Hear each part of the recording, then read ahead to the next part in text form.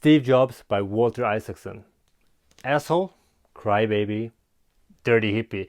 Steve Jobs can be described in many ways, and he was certainly a flawed man, yet he was brilliant. Like, the products he brought to the market, they disrupted whole industries, and to a large extent it was because he demanded the impossible of the people around him.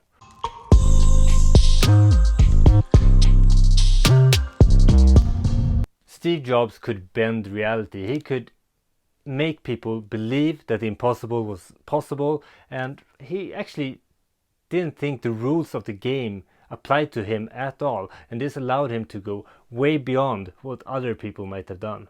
Steve's hygiene was a big problem at Apple from time to time because he was firmly believed that his diet made him safe from not using deodorants or showering. His diet was containing mostly fruits, actually, and apparently it didn't work. Steve Jobs was adopted, and a sense of abandonment was a big theme throughout his life. And I would think one of the most moving parts in this book is when his father, his biological father, mentions casually to his sister that, oh, you know, I had a restaurant back in the day, and this guy Steve Jobs, he used to eat there all the time. The sad part is that none of them actually knew that they were family, that it was father and son.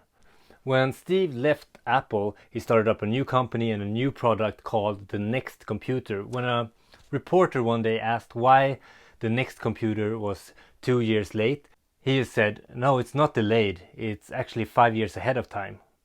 He had this rare and valuable ability to just focus on a few things, 2-3 things, for a very long time, and just ignore and say no to everything else. And this is a great trait if you're bringing new stuff to the world, if you're a visionary. Maybe didn't help him with his relationships and his family life, but this is one of those abilities that just made him such a strong person. And if you want to see Steve Jobs, by the way, in his bringing his A game, you should go to YouTube and look at the announcement of the original iPhone. It's quite a video. You can see really how proud he is of what he created. What really stood out to me with this book was how much of a hippie this guy actually was. That was something I didn't know about before. He had some early experiences with LSD, which had a profound impact on the products he would bring to life, as well as being very influenced by Eastern philosophy. He was sold on the Zen Buddhist idea of detachment from material things.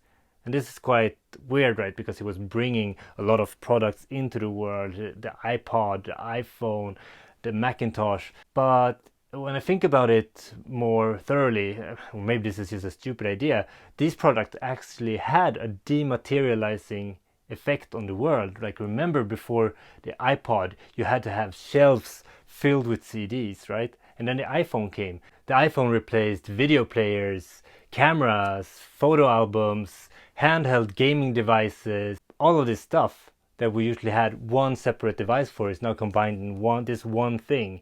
And actually, it kind of makes the world less full of things. Anyway, this is one of my favorite biographies I've ever read.